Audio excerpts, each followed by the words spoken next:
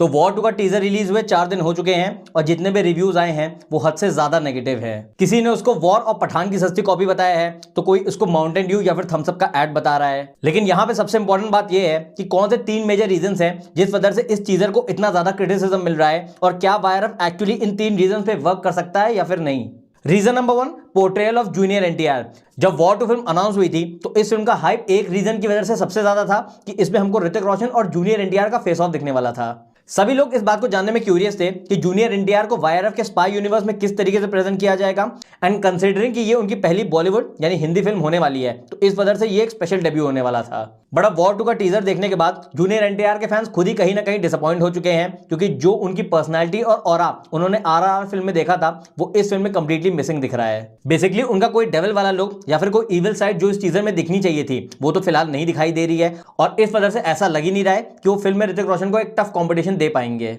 In fact teaser में उनके जितने भी शॉट दिखाई दे रहे हैं उनको देख के ऐसा लग रहा है कि वो जूनियर एनटीआर है ही नहीं। इट सीम्स कि उनके किसी बॉडी डबल को यूज करके उनके फेस के साथ स्वैप कर दिया गया है। इन्हीं सारे रीजंस की वजह से पब्लिक कहीं ना कहीं जूनियर एनटीआर के कैरेक्टर को लेकर थोड़ा बहुत डिसअपॉइंटेड है, और जिस शैतान का जिक्र टाइगर 3 के पोस्ट क्रेडिट सीन में हुआ था, एटलीस्ट वो शैतान हमको अभी तक वॉर 2 के टीजर में नहीं दिखा है। जिसके बाद सेकंड और एक बहुत ही इंपॉर्टेंट पॉइंट आता है जो कि इस फिल्म के लिए मेक और ब्रेक वाली सिचुएशन है, वो है पुअर वीएफएक्स एंड सीजीआई। अब ये एक ऐसा पॉइंट है जिसको मैंने अपने टीजर रिव्यू में भी हाईलाइट किया था, और अब सोशल मीडिया में चारों तरफ ये बातें हो रही हैं कि वॉर 2 के टीजर का जो वीएफएक्स है वो हद से ज्यादा टेरेबल है। बेसिकली टीजर के रिलीज के एक दिन पहले बहुत सारी ऐसी खबरें आई थी कि वॉर 2 फिल्म को 5 से 6 कंट्रीज में शूट किया गया है, लेकिन अब टीजर को देखने में ऐसा लग रहा है कि जितने भी सीन्स या फिर एक्शन सीक्वेंसेस हैं उन सभी की शूटिंग स्टूडियो में हुई है। स्पेशली जो ट्रेन वाला शॉट टीजर में दिखाया गया है उसमें जो ग्रीन स्क्रीन है वो इतनी ज्यादा एविडेंट है कि जब ट्रेन के ऊपर जूनियर एनटीआर दौड़ रहे हैं तो आपको लिटरली ऐसा लगेगा कि आप कोई वीडियो गेम देख रहे हैं। और इन केस अगर आपको नहीं पता कि वीएफएक्स का लेवल इतना ज्यादा पुअर क्यों है, तो आपको बता दूं वायरएफ वाले अपने वीएफएक्स को आउटसोर्स नहीं करते हैं। उनका एक वाईएफएक्स स्टूडियोज है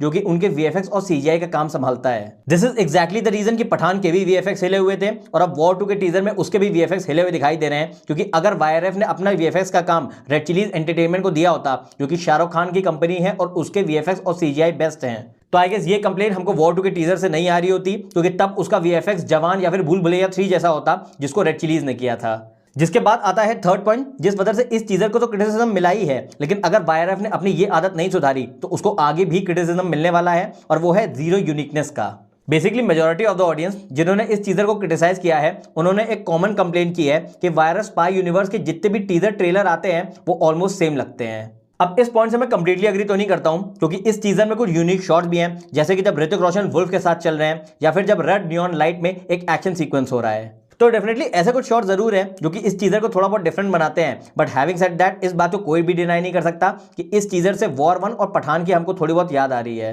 क्योंकि अब अगर आप उन दोनों टीजर को साथ में देखेंगे तो उसमें भी ऐसे ट्रेन सीक्वेंसेस थे जो कि इसमें भी हैं, उसमें भी कुछ सिमिलर चेस वाले सीन्स थे जो कि अगेन इसमें भी हैं, सिमिलरली उसमें भी कुछ बिकनी शॉट्स थे जो कि इसमें भी डाले गए हैं। और पता है ये सारी बातें ऑडियंस को इतनी ज्यादा कंसर्निंग क्यों लग रही हैं, क्योंकि जब आदित्य चोपड़ा ने अयान मुखर्जी को वॉर 2 के लिए साइन किया था तो पब्लिक इस बात से बहुत ज्यादा खुश थी, क्योंकि उनको ऐसा लगा था कि अयान मुखर्जी इस यूनिवर्स में थोड़ी बहुत नॉवेल्टी लेके आएंगे। यानी सिद्धार्थ आनंद का जो एक टिपिकल स्टाइल था हमको उससे कुछ डिफरेंट देखने को मिलेगा, लेकिन अब टीजर को देखने में ऐसा लग रहा है कि वायरएफ वालों ने अयान मुखर्जी को कंप्लीट फ्रीडम नहीं दिया था। यही रीजन है कि जब वॉर 2 का फाइनल टीजर आया है वो अच्छा होते हुए भी बहुत ज्यादा यूनिक नहीं लग रहा है, और अगर और सिंपल वर्ड में बोलूं तो ये वॉर और पठान के टीजर का ही थोड़ा बहुत भाई बहन लग रहा है। बट इंपॉर्टेंट बात ये नहीं है, क्योंकि ये तो हो चुका है। इंपॉर्टेंट बात ये है कि वॉर 2 को रिलीज होने में अभी भी 2.5 महीने बाकी हैं, यानी वायरएफ वालों के पास अभी भी अच्छा खासा टाइम है कि वो उसके वीएफएक्स, सीजीआई और जितने भी स्पेशल इफेक्ट्स हैं उस पर ठीक ठाक काम कर सकते हैं, और अल्टीमेटली जो फाइनल प्रोडक्ट रिलीज हो वो इससे काफी ज्यादा बेटर हो सकता है।